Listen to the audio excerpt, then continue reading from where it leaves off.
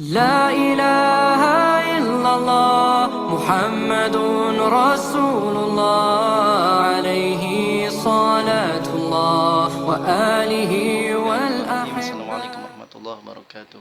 Alhamdulillahilladzi an'ama 'alaina bi ni'matil imani wal islam. Asyhadu an la ilaha illallah wahdahu la syarikalah wa asyhadu anna Muhammadan 'abduhu wa rasuluhu la nabiyya ba'dah. Allahumma shalli wa sallim 'ala sayyidina Muhammadin wa 'ala alihi wa sahbihi wa man tabi'ahum bi ihsanin ila yaumil qiyamah. Amma ba'd. Qala Allah ta'ala fi kitabihil karim wa huwa asdaqul qailin. A'udzu billahi minas samii'il 'alim minasy syaithanir rajim. Bismillahirrahmanirrahim. Yarfa'illahu alladhina amanu minkum walladhina utul 'ilma darajat.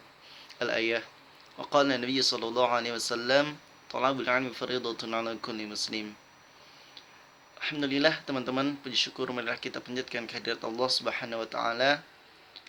Pada kesempatan yang berbahagia ini kita masih bisa saling berbagi, bertatap wajah, mungkin walaupun melalui media dan yang lainnya. Insya Allah dalam keadaan sehat walafiat, dan ini harus kita syukuri kepada Allah Subhanahu wa taala yang telah memberikan kenikmatan kepada kita, terutama nikmat iman, nikmat Islam, dan nikmat sehat walafiat. Kita doakan juga kepada saudara-saudara kita yang mungkin saat ini sedang dicoba oleh Allah Subhanahu wa taala, baik dicoba hartanya, jiwanya, yang lagi sakit hati ataupun yang lainnya. Mudah-mudahan Allah Subhanahu wa taala segera menyembuhkannya. Terutama mungkin saudara-saudara kita yang saat ini terkena wabah COVID-19, mudah-mudahan Allah Subhanahu wa taala memberikan kesabaran, ketabahan, dan Allah segera mengangkat COVID-19 ini khususnya di negara kita Indonesia. Amin ya Allah ya rabbal alamin.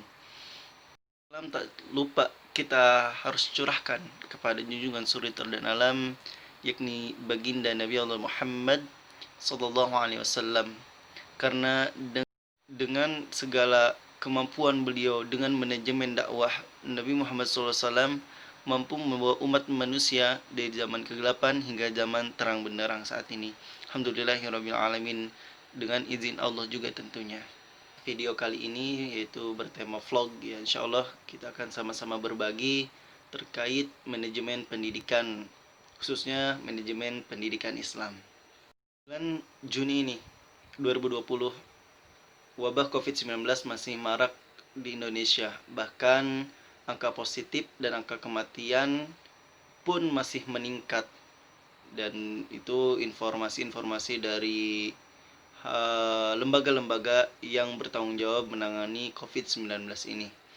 Dan COVID-19 ini teman-teman ternyata menyebabkan, mengakibatkan beberapa hal ketergangguan, khususnya di bidang ekonomi, sosial, bahkan pendidikan. Maka perlu yang namanya manajemen pendidikan di saat, khususnya di saat COVID-19 ini. Kita ataupun saya khususnya menemukan beberapa kasus di saat COVID-19 ini dalam dunia pendidikan. Ada seorang siswa yang mengeluh karena tidak mempunyai handphone, tidak mengerti internet, susah jaringan internet, dan yang lainnya. Bahkan mahasiswa pun ada yang seperti itu. Ada juga orang tua yang mengeluh, yang mengisi tugas-tugas anaknya, sedangkan anaknya main keluyuran kemana, entah kemana gitu ya anaknya. Jadi yang belajar di rumah adalah orang tuanya. Ada juga guru yang kesulitan membuat media pelajaran, pembelajaran, dan yang lainnya. Itu adalah masalah-masalah di dunia pendidikan saat COVID-19 ini. Maka manajemen pun amat sangat dibutuhkan. Seperti itu teman-teman. Bicara tentang manajemen pendidikan Islam, kita adik sudah tahu apa itu manajemen pendidikan Islam. Sulistiyorini menjelaskan bahwa manajemen pendidikan Islam itu adalah suatu kegiatan atau pengelolaan kepada manusia dan non-manusia dalam lembaga pendidikan tentunya, entah itu sarana prasarana dan yang lainnya. Tetapi guru kita, kayak kita, Dr. Haji Abdus Salam MPD menjelaskan bahwa kita harus mengedepankan bahwa apa yang dikelola, apa yang dimanajemen dalam dunia pendidikan. Dunia pendidikan sangat luas teman-teman. Namun yang sering kita hadapi dan sering kita interaksikan dan bisa kita obrolkan, musyawarahkan dan yang lainnya, yaitu terkait dengan peserta didik atau manusianya. Maka di sini manajemen pendidikan harus mengedepankan mengelola manusia. Jika kita sudah paham yang dikelola adalah manusia, maka kita harus tahu aspek-aspek manusia. Yang dikelola itu bukan hanya aspek lahiriah saja, tetapi ada aspek otaknya, aspek batiniahnya, sikap, tingkah, perilaku, dan yang lainnya. Kita juga harus mengedepankan aspek interaksi, komunikasi, khususnya antar seluruh aspek-aspek dan elemen-elemen di lembaga pendidikan. Ayat ke-159. Bismillahirrahmanirrahim. فبما رحمة من الله لنت لهم ولو كنت فظا غليظ القلب لانفضوا من حولك فاعف عنهم واستغفر لهم وشاورهم في الأمر فإذا عزمت فتوكل على الله إن الله يحب المتوكلين. Sadaqallahul azim. Yang artinya, maka dengan rahmat Tuhanmu, kamu berlaku lemah lembut terhadap mereka. Sekiranya kamu bersikap keras dan bersikap kasar, berhati keras, maka mereka akan menjauhkan diri dari sekelilingmu. Maka dari itu, maafkanlah mereka, mohonkan ampunlah mereka, dan bermusyawarahlah dengan mereka dalam urusan itu. Setelah kamu mengazamkan diri, maka bertawakallah kepada Allah. Sesungguhnya Allah menyukai orang-orang yang bertawakal. Ini merupakan surat Madaniyah, yaitu surat yang diturunkan setelah Rasulullah SAW hijrah dari Mekah ke Madinah. Nah, surat ini turun setelah Quran surat Al-Anfal. Dalam surat Al-Imran ayat 159 ini, asbabun nuzulnya adalah yaitu ketika Rasulullah SAW selesai perang Uhud. Nah, ini terjadi di Gunung Uhud. Kenapa? Karena saat itu pasukan pemanah di Gunung Uhud tidak nurut kepada perintah Rasulullah SAW sesuai dengan kesepakatan yang awal. Kata Rasul apa? Kata Rasul, pasukan pemanah jangan sampai turun dari Gunung Uhud. Tetapi kalau pas perang Uhud itu pasukan pemanah tergoda sama harta rampasan perang, akhirnya mereka turun dan tidak nurut. Maka setelah itu kata Allah harus tetap berlaku lemah lembut dan tetap bermusyawarah dengan mereka dengan baik-baik seperti itu. Itu adalah asbabun nuzulnya. Menurut Profesor Dr. Muhammad Quraisy Shihab dan tafsirnya Al-Misbah, setidaknya ada 4 poin terkait tafsir Quran surat ini, Quran surat Al-Imran ayat 159 ini. Yang pertama, berlaku lemah lembut. Yang kedua, berlapang dada.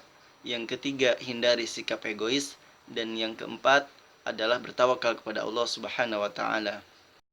Al-Imran ayat 159 ini merupakan prinsip dasar dari manajemen pendidikan Islam, sebagaimana yang telah dijelaskan oleh guru kita bersama Dr. K.H. Abdul Salam MPD, bahwa setidaknya ada 5 poin yang didasari dari kata pertama, A'udzubillahi minasyaitonirrajim, fabima rahmatin minallahi linta lahum. Ini adalah manajemen pendidikan harus didasari dengan rasa rahmat atau kasih sayang.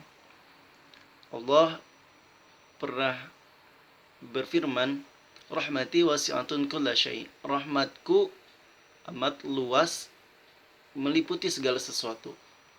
Dalam bencana yang Allah turunkan, itu ada rahmat, ada kasih sayang yang Allah berikan kepada kita. Apalagi terhadap nikmat-nikmat yang lainnya, pasti ada yang namanya kasih sayang yang Allah berikan kepada umat manusia. Pun halnya kita selaku pendidik ataupun yang lainnya, selaku kepala sekolah mungkin, atau selaku bos atau yang lainnya, maka harus ada yang namanya kasih sayang antar sesama.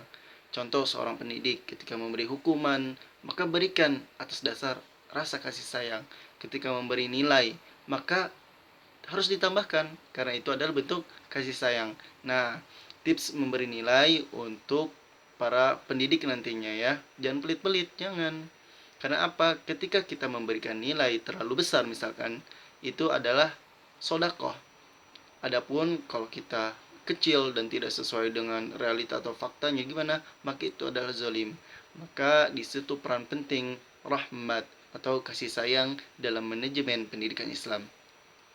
Jika rahmat atau kasih sayang sudah menjadi dasar, maka poin yang pertama adalah lintalahum atau berlaku lemah lembut.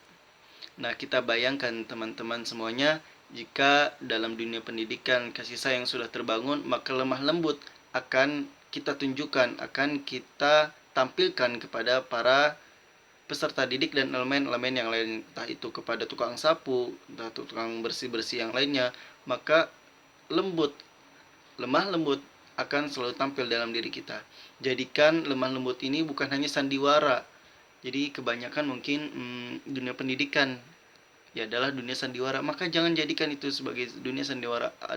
Adapun harus dengan timbul benar-benar gitu dari hati kita bahwa itu tuh lemah lembut karena kita sayang, seperti itu. Lembut memang bukan hanya sekedar verbal yang harus dielus-eluskan lembut atau kepalanya seorang siswa atau yang lainnya, kamu baik atau yang lainnya. Tidak hanya sebatas dari itu.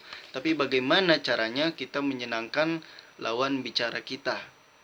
Nah, itu harus menunjukkan lemah lembut. Maka dari situ juga akan timbul ketidaksandiwaraan dalam dunia pendidikan, bahwa itu adalah benar-benar dari hati seorang pendidik.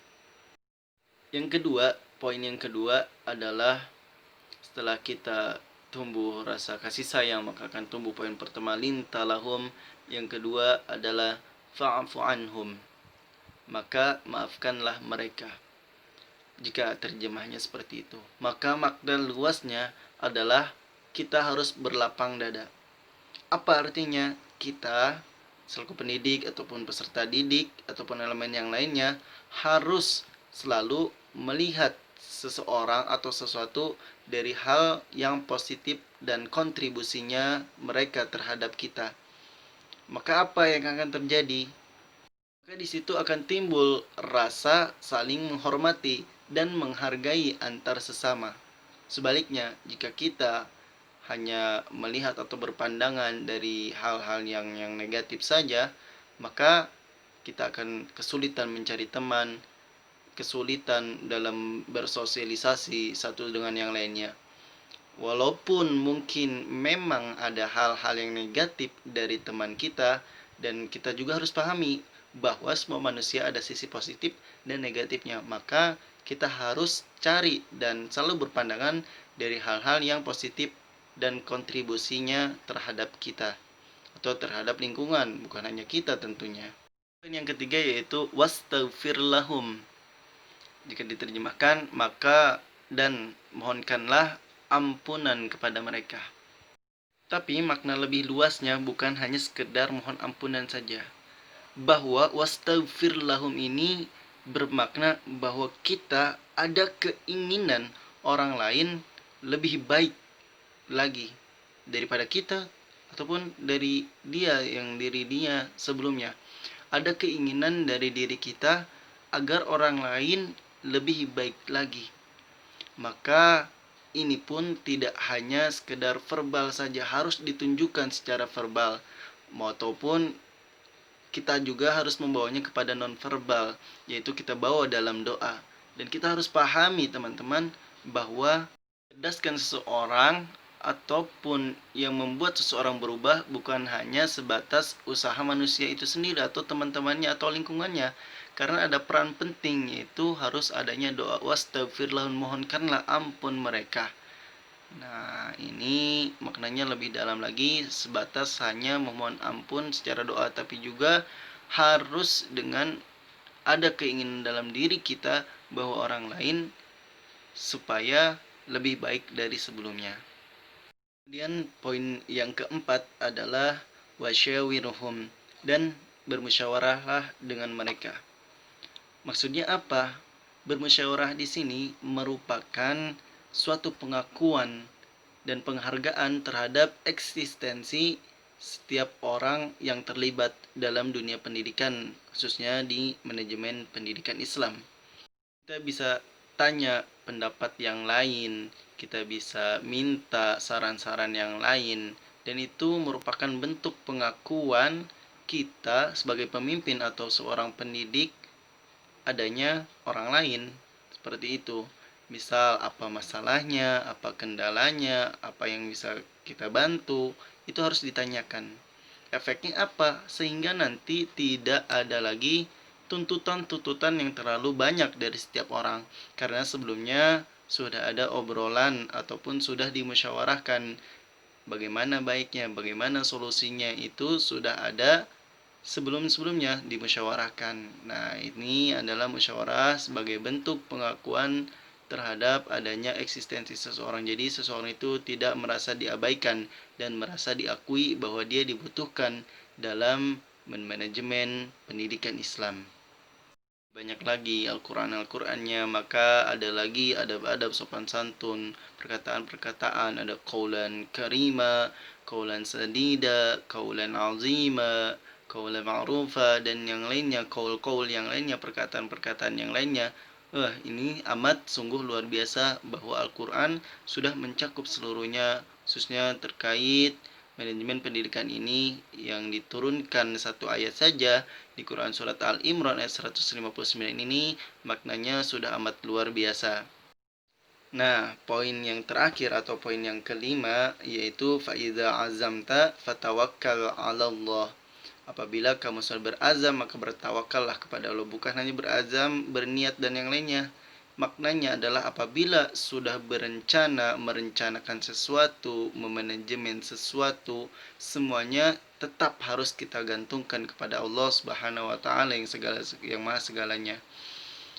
Teman-teman, sehebat apapun manusia, sepintar apapun manusia, baik seorang individu ataupun kelompok sudah merencanakan sesuatu, ketika dihadapkan kepada Allah Subhanahu wa taala yang maha agung, yang maha kuat dan maha segala-galanya, maka itu tidak ada apa-apanya dan tidak ada jaminan bahwa rencana atau manajemen itu akan mulus begitu saja. Maka perlu digantungkan kepada zat yang maha kuasa, yakni Allah Subhanahu wa taala. Ini adalah poin dari faiza azam tafatawakkal 'ala Allah. Perlu kita bertawakal, berharap dan bergantung pada Allah Subhanahu wa taala, karena semua dunia ini adalah hak Allah. Allah mau beri sukses ya sukses, Allah mau beri musibah ya musibah. Maka kita hanya bisa berharap dan bergantung, bertawakal pada yang maha kuasa, Allah Subhanahu wa taala.